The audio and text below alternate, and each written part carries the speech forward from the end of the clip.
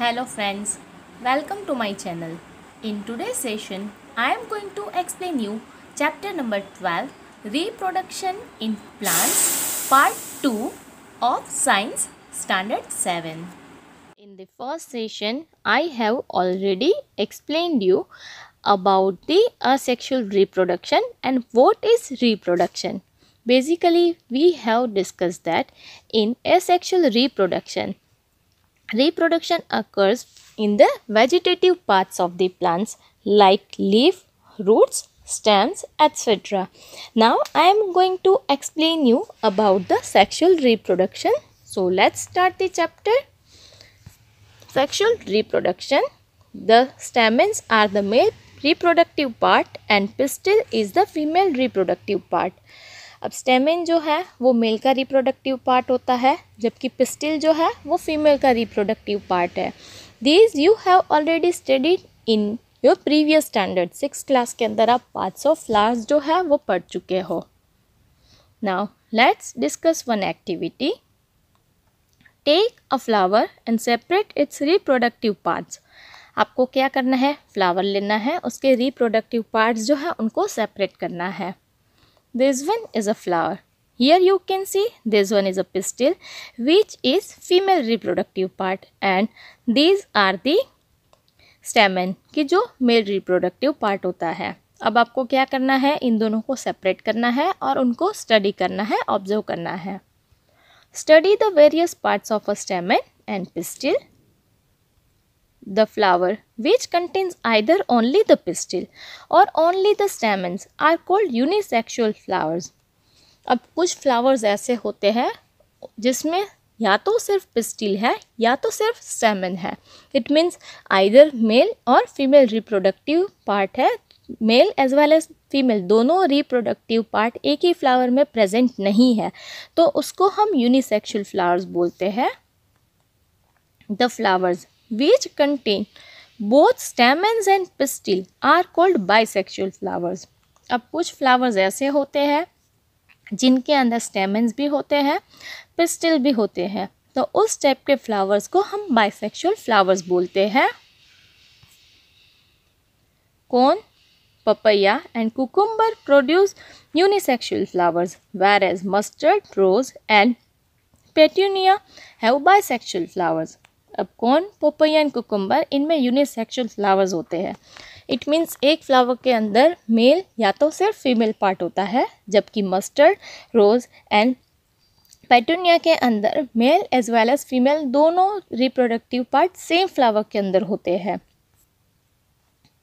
Both the male and female unisexual flowers may be present in the same plant और in different plants. This one is very important कि अगर unisexual flower है तो ऐसा नहीं है कि एक प्लांट के अंदर सिर्फ मेल का ही मतलब रिप्रोडक्टिव ऑर्गन्स है और दूसरे प्लांट में फीमेल के रिप्रोडक्टिव ऑर्गन्स है.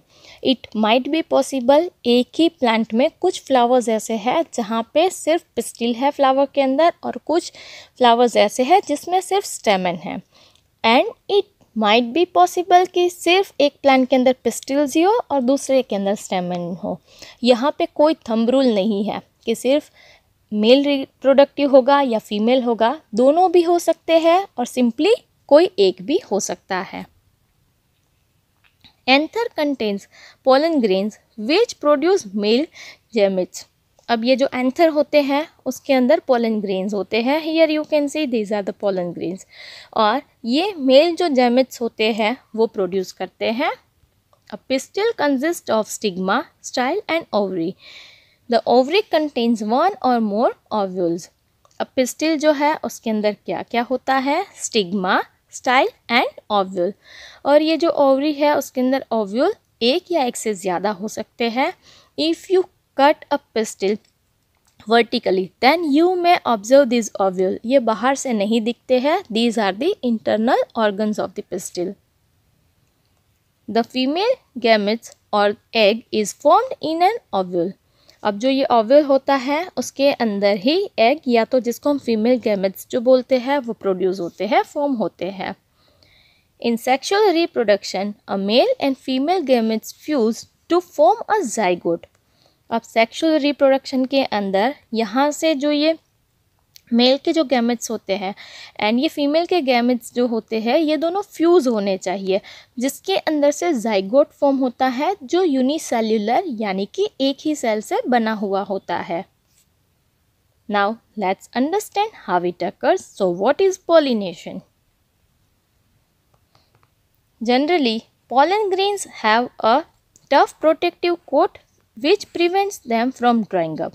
Since pollen grains are light, they can be carried by wind or water. Pollen grains जो होते हैं उनके ऊपर प्रोटेक्टिव एक हार्ड कोट होता है। लाइक स्पोर के अंदर मैंने एक्सप्लेन किया था कि प्रोटेक्टिव एक कोटिंग होता है, जिससे क्या होगा कि वो जब ट्रैवल करते हैं तो अनफेवरेबल कंडीशन में भी उनको हार्म नहीं होना चाहिए।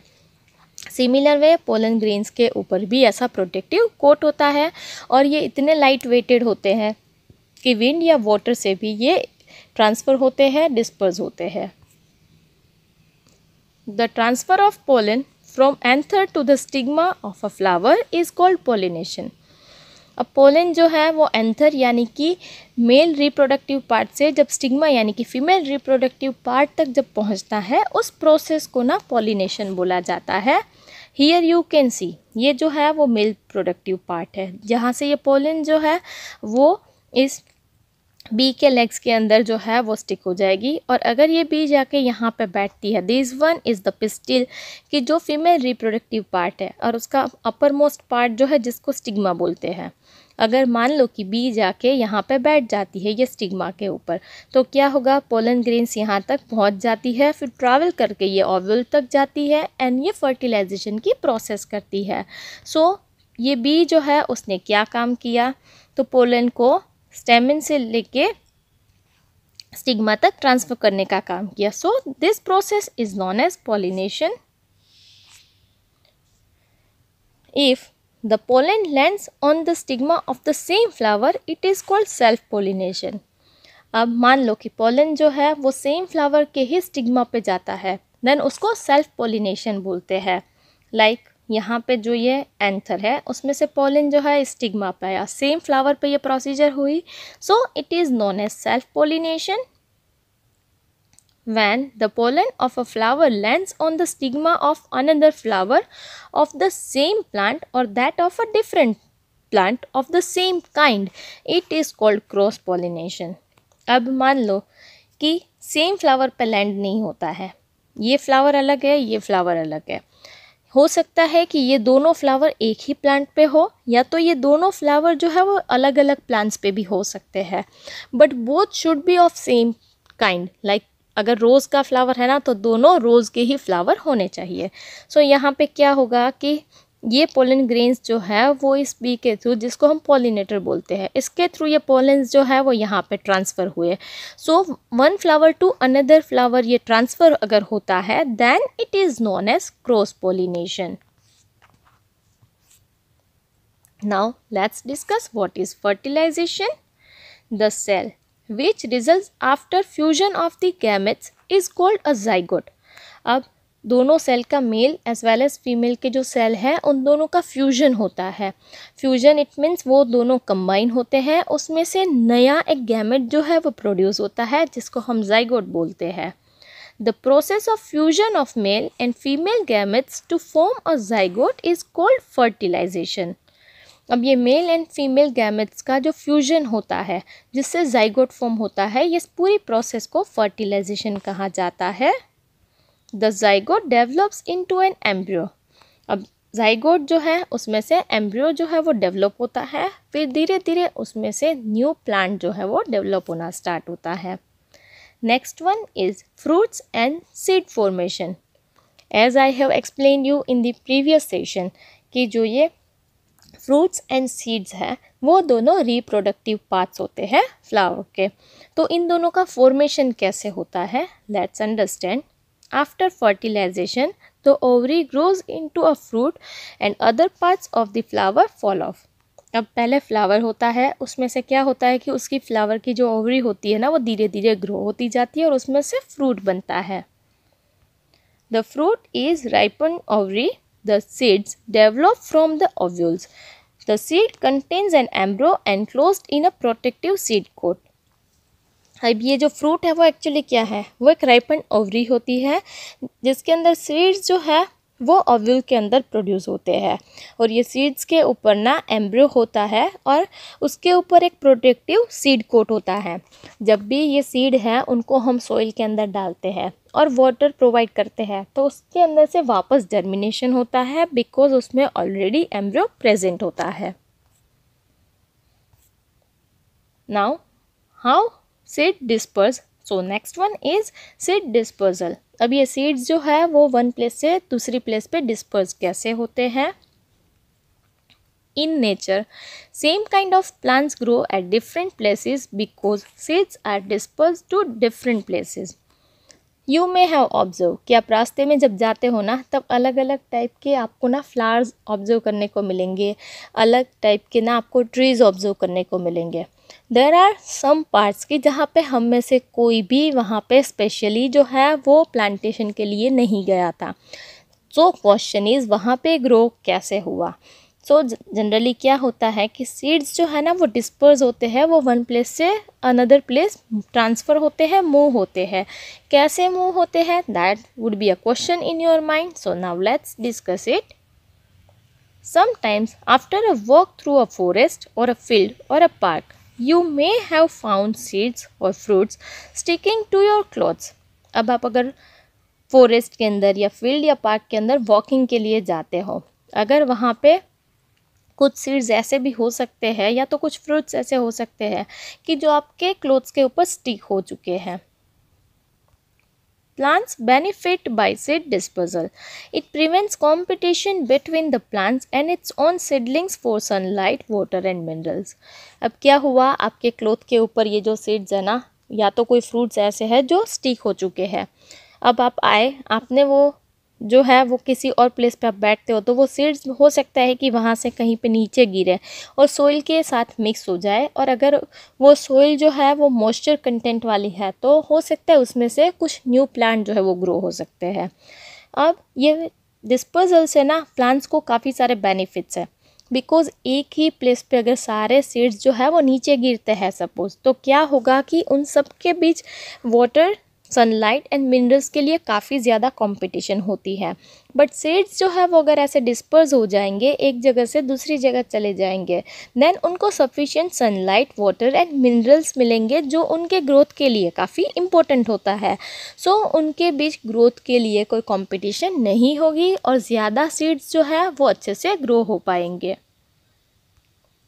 It also enables the plants to invade new habitats for wider distribution.